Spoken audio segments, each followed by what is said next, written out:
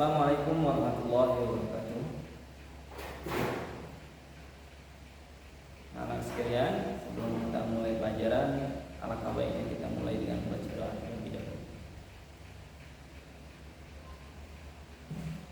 Doa mulai. Berdoa selesai. Apa kabar semuanya? Alhamdulillah. Gimana jawabnya? Alhamdulillah, luar biasa, tetap semangat, Allahu Akbar.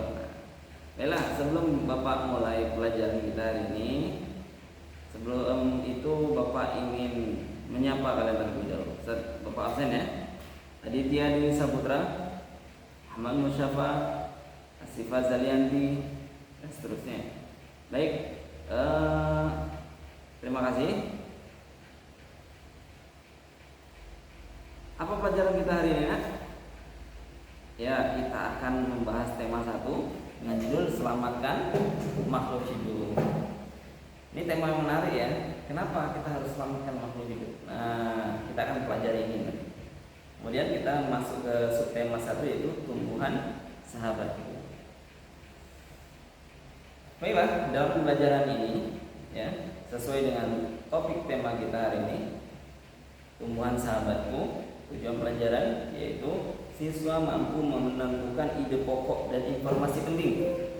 Kemudian siswa mampu mengidentifikasi perkembangbiakan generatif melalui gambar yang dibuatnya dan manfaatnya dengan teliti. Baiklah, kita masuk ke halamannya. Kalian lihat di gambar, ada gambar apa itu? Ya betul, itu gambar jagung dan padi. Apa bayangan kalian kalau melihat gambar jagung dan padi? Ayo apa? Betul, jadi sumber makanan. Bukan hanya manusia, tapi juga hewan. Jadi memang padi, jagung merupakan makanan pokok kita. Yang mana ketika kita tidak makan ini, maka kita tidak mendapatkan energi. Begitu juga hewan. Baiklah, apa manfaatnya bagi tubuh manusia dari gambar itu? Betul, yang pertama tadi sumber energi bagi manusia, kemudian sumber vitamin untuk menjaga kesehatan tubuh, selanjutnya sumber oksigen untuk bernafas, pengikat air dan tanah, apalagi bagi manfaat bagi hewan apa? Ya betul, sama-sama untuk mendapatkan energi.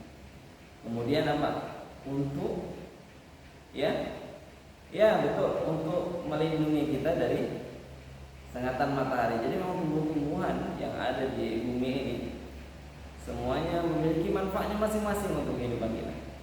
Bukan hanya sebagai makanan saja, tapi banyak hal bahkan yang tidak kita ketahui. Ya, sedikit banyaknya ya. Jagung itu, padi dan selain sebagainya itu merupakan penopang kehidupan kita di bumi. Jadi jangan sampai kita sebagai manusia hanya mengambil manfaatnya, tidak menjaganya. Baiklah, boleh dibuka di halaman selanjutnya. Di situ ada teks tentang jagung. Bagaimana jagung berkembang biak? Jagung merupakan salah satu tanaman yang dijadikan bahan makanan pokok di berbagai tempat, juga di Indonesia. Contohnya, penduduk Pulau Madura menjadikan jagung sebagai makanan pokoknya.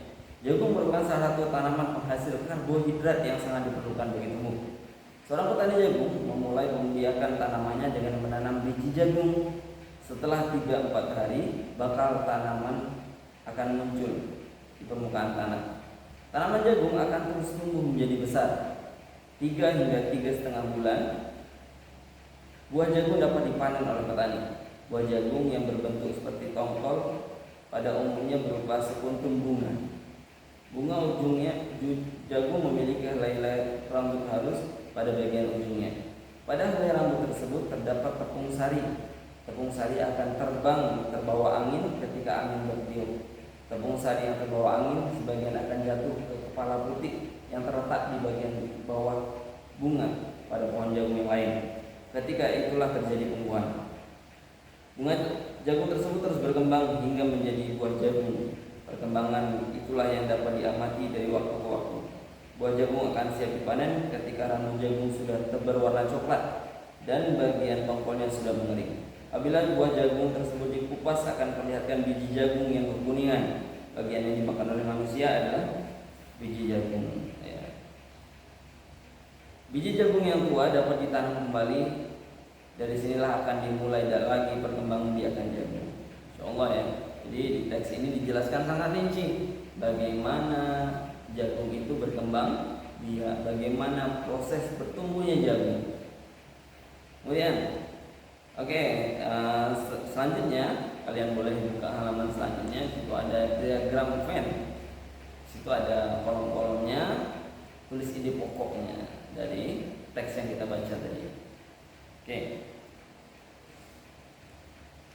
Baiklah, luar biasa ya. Kalian sudah menjawabnya dengan sangat baik. Mungkin ada yang perlu kita perbaiki agar lebih sempurna. Kita tadi membahas tentang bunga. Jadi bagaimana jagung itu bisa menjadi bakal buah. Kalian boleh buka halaman selanjutnya. Di situ ada gambar bunga sempurna. Bunga sempurna itu terdiri dari apa aja? Mahkota bunga, ya, benang sari, kelopak bunga, dasar bunga, tangkai bunga, bakal biji, ya, tungkai putih, kepala putih, tangkai sari, kepala sari. Baiklah, terima kasih. Nah, itu semua ya, itu merupakan bunga sempurna yang mana dia bisa menjadi buah sendiri tanpa bantuan dari makhluk lain. Baiklah, kita akan membahas tentang bunga ya. Perkembangbiakan generatif atau secara kawin dilakukan melalui proses penyerbukan dan pembuahan.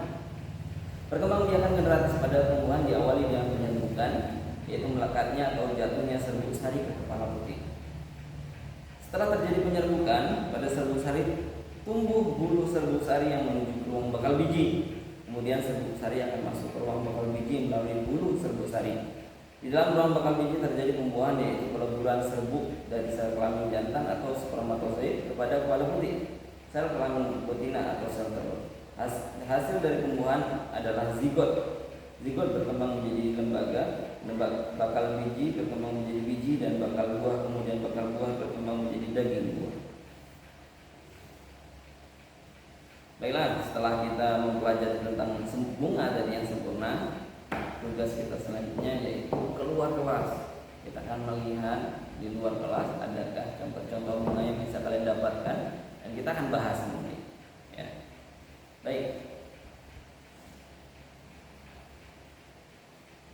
Baiklah, terima kasih ya. Tadi sangat bagus sekali sudah membandingkan antara bunga ya. Ada bunga sempurna di situ. Ada perbedaannya rupanya. Ada yang tidak sempurna, ada yang hanya punya kepala putih. Baiklah, kesimpulan pada pembelajaran kita hari ini, belajar bahwa tumbuhan memiliki peran yang sangat penting bagi kehidupan manusia dari hewan. Saya mengetahui bagaimana jagung berkembang biak mulai dari biji hingga menjadi tanaman yang menghasilkan tongkol. Saya juga mempelajari bagian-bagian bunga serta proses perkembangan biakan generatif melalui penyerbukan dan pembuahan. Baiklah, terima kasih anak bapak-bapak sekalian. Ya, semoga ini bisa menjadi manfaat kita yang ke depannya. Bisa di-share yang sudah kalian tahu. Apa misalnya ada yang kurang jelas, boleh tanyakan ke bapak. Baiklah, terima kasih. Kita tutup pembelajaran kita dengan doa. Doa kafaratul majelis. Doa selesai. Bapak akhiri pembelajaran kita hari ini dengan salam. Assalamualaikum warahmatullahi wabarakatuh.